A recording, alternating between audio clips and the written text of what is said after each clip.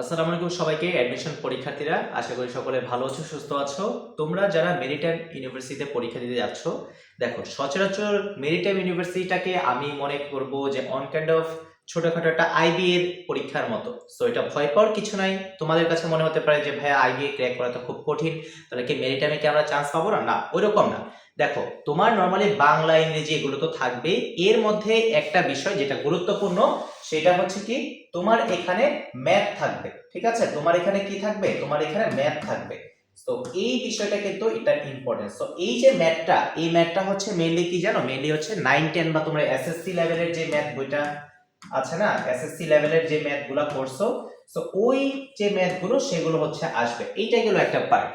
আবার দেখা যায় যে অনেক সময় এখানে একটা জিনিস বলে দিচ্ছে যে আইকিউ বা মেন্টাল এবিলিটি, ঠিক আছে, বা অ্যানালিটিক্যাল এবিলিটি, এটা আর কি তারা এক্স্যাক্টলি বলে দিয়েছে যে অ্যানালিটিক্যাল এবিলিটি, এইটা কিন্তু তারা বলে দিয়েছে। সো এই যে বিষয়টা, এই যে অ্যানালিটিক্যাল যে এবিলিটি, এই বিষয়টা তারা এখানে বলে দিয়েছে।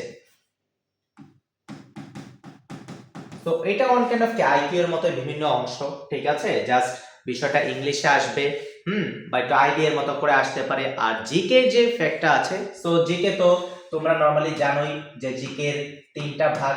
কালকেও আমি যখন একটা, আজকে সকালে আমার পেজে যখন আমি কি করলাম, জগন্নাথ ইউনিভার্সিটি নিয়ে যখন একটা ভিডিও আপলোড করেছে, তো তখন তোমরা এই বিষয়টা এখানে দেখতে পাইলা যে কি, যে জিকে সেই রিসেন্ট আন্তর্জাতিক, তারপর সেই বাংলাদেশ বিষয়গুলি, ওগুলাই কিন্তু ঘুরে ফিরে ওই বিষয়গুলো। এবং আমি কিন্তু গতকালকে আমার পেজে আমি আপলোড করলাম যে হাজি দানেশে আমার ইউটিউব চ্যানেলে একটা প্লেলিস্ট আছে, 16টা ভিডিও আছে জাস্ট সাম্প্রতিক বিষয়ের। ওই 16টা থেকে 4টা প্রশ্ন একদম হুবহু কমন পড়ছে তোমার হাজি দানেশ বিজ্ঞান ও প্রযুক্তি বিশ্ববিদ্যালয়ের অবাণিজ্য বা সি ইউনিটের যে জিকে কোয়েশ্চেনটা ছিল ওইটাতে। তো তোমরা বুঝতেই পারছো যে যারা হচ্ছে এখন তো শেষ মুহূর্ত, আর সময় নেই, একটু টুকটাক জাস্ট মেন্টাল প্রিপারেশন নিয়ে যাও, যা যা পড়ছো ওগুলা পড়েই যাও।